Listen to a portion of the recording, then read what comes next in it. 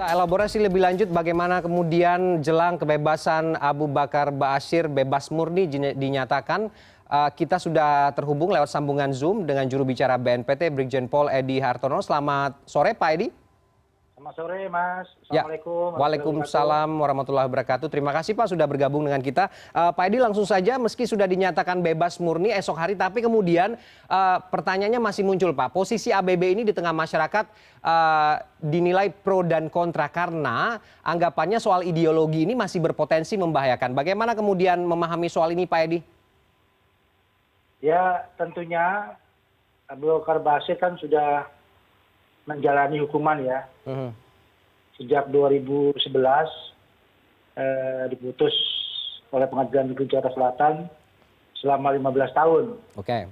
Nah kemudian di dalam pelaksanaannya, karena Pak BD ini dikenakan peraturan pemerintah nomor 28 tahun 2006, di mana ABB mendapat hak ya, yaitu remisi. Ya. Jadi selama 15 tahun ekspedisi akhirnya sesuai perhitungan keluaran narapidana mestinya dijatuhkan 2025. Oke. Namun karena dapat remisi itu totalnya selama 56 bulan. Oke. Sehingga otomatis nanti insya Allah 2011 itu Januari akan bebas gitu Pak. Sehingga bebasnya ABB ini merupakan hak juga dari warga-warga binaan.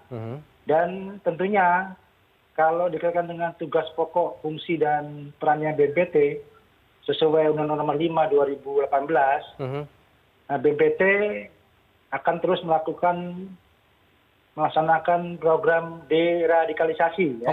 Oke. Pak Edi, sebelum lebih lanjut soal program tersebut, kita ingat kembali 2019 kan memang sempat dibebaskan dengan prasyarat. Ada ikrar setia kepada NKRI, tapi kemudian ini ditolak. Apakah kemudian dengan status bebas murni ini, komitmen itu juga akan diyakini dijalankan oleh ABB, Pak? Ya, ini perlu dijelaskan. Memang hasil koordinasi BNPT dengan Dirjen Pemasyarakatan bahwa ABB ini diterapkan PP 28 ya, nomor 28 tahun 2006 dan tidak dikenakan PP nomor 99 tahun 2012. Oke. Karena ABB kan tahan 2011. Jadi sebelum berlakunya tentang PP 99 ini. Karena PP 99 ini 2012 tentang perubahan kedua. Undang-Undang nomor 32 tahun 1999 tentang tata cara syarat pelaksanaan hak warga binaan pemasyarakatan. Oke.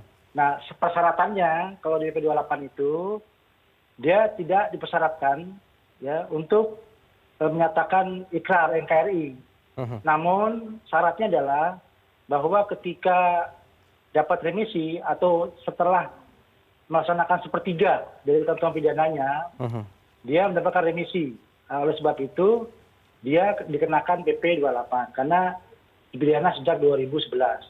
Kalau di PP 19 kan berlakunya 2012 sehingga tidak dilakukan PP 19 yang disyaratkan dia harus menyatakan secara formil harus menyatakan cinta kepada NKRI. Begitu. Dan sudah dinyatakan Pak ya? Belum Pak, belum. Artinya belum. Artinya apa? Tidak dipersyaratkan untuk perlu menyatakan NKRI. Oke. Sehingga karena PP 28 tadi itu bahwa karena berlakuan baik sehingga dia mendapatkan remisi. Oke. Artinya ada perubahan begitu ya. Oke, Pak Edi, amanat undang-undang kan memang deradikalisasi ini akan kembali dilibatkan ya. ABB akan menjadi mitra. Ini potensinya bagaimana? Apakah membacanya sebagai mitra untuk program deradikalisasi atau justru sebagai ancaman nanti? Ya tentunya Pak.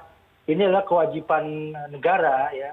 Karena ini sudah diamanatkan oleh Undang-Undang Nomor 5 2018, karena deradikalisasi itu adalah merupakan bagian dari upaya pencegahan. Ya. Nah, pencegahan itu ada 3 Pak, yaitu kesiapsiagaan nasional, kontra radikalisasi dan deradikalisasi. Di mana deradikalisasi itu disarankan kepada tersangka, terdakwa, terpidana, narapidana, mantan narapidana, atau orang atau kelompok yang sudah terpapar paham radikal terorisme. Demikian Mas. Oke Pak, bicara potensi berkembangnya jaringan pengikut ABB ini kan kemarin kita tahu bahwa dari pengakuan para Wijayanto ya kalau saya tidak salah, dia mengatakan kalau alih kepemimpinan dari jaringan ini cukup solid. Artinya suntikan ideologi radikalisme ini masih terus disebarkan. Apa kemudian strategi dari BNPB atau langkah-langkah untuk mencegah hal ini masih tetap dalam pantauan begitu Pak? Ya tentunya BNPT sesuai tugas fungsinya yaitu mengkoordinasikan aparat penegak hukum ya dari tahap pra adjudikasi, adjudikasi sampai pasca adjudikasi. Artinya tahap penyelidikan, penyidikan, penuntutan sampai penempatan narapidana BNPT mengkoordinasikan. Dan kita ketahui bersama bahwa saat ini aparat penegak hukum dalam hal ini di Polri Densus 88 telah melakukan upaya pencegahan itu. Sehingga ketika Jemaah Islamiyah ini merupakan background daripada ABB, merupakan mantan amirnya atau pimpinannya, sejak 2008 kan sudah ditetapkan sebagai organisasi terlarang. Ya. Namun demikian, dalam pernyataannya mereka terus melakukan pembaruan, termasuk juga pergantian amirnya. Ya. Mereka tetap secara otomatis gitu loh Pak. Artinya generasinya, apalagi tertangkapnya para Wijayanto 2019, itu diketahuinya mereka melakukan pembaruan. Ya. Pembaruan terhadap fungsinya, pedoman umum perjuangan Jemaah Islamiyah. Demikian, Mas. Apa kemudian spesifikasinya untuk menjalin keterhubungan atau komunikasi dengan Ba'asyir dan juga memantau sel-sel barunya ini seperti apa bentuk pengamanannya atau intelijennya bagaimana begitu Pak? Ya tentunya Pak, aparat fitur penegak hukum ya dan kementerian terkait di bawah koordinasi BNPT tetap melakukan komunikasi Pak ya, istilahnya mungkin istilahnya soft approach ya, pencegahan. Tetap kami dari BNPT akan komunikasi dengan pihak keluarga, pihak pengacara, bahkan kepada pihak AB sendiri ya. Selama ini kan karena pertimbangan remisi itu kan syaratnya adalah perlakuan baik.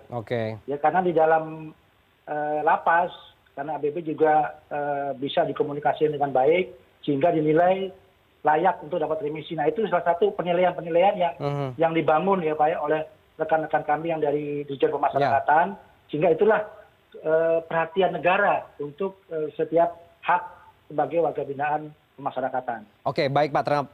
Kenapa kemudian ini menjadi penting komitmennya? Karena memang secara personal mungkin orangnya tidak berbahaya, tapi ideologinya ini yang akan bisa terus dipantau karena memang cukup membahayakan begitu dengan adanya sel-sel baru atau pergantian amir yang sampai saat ini masih terus berlangsung. Komitmen itu yang kita inginkan sehingga kemudian tidak ada lagi aksi-aksi teror yang terjadi di tanah air. Terima kasih Pak Edi sudah bergabung dengan kita sore ini. Terima kasih Mas, sore.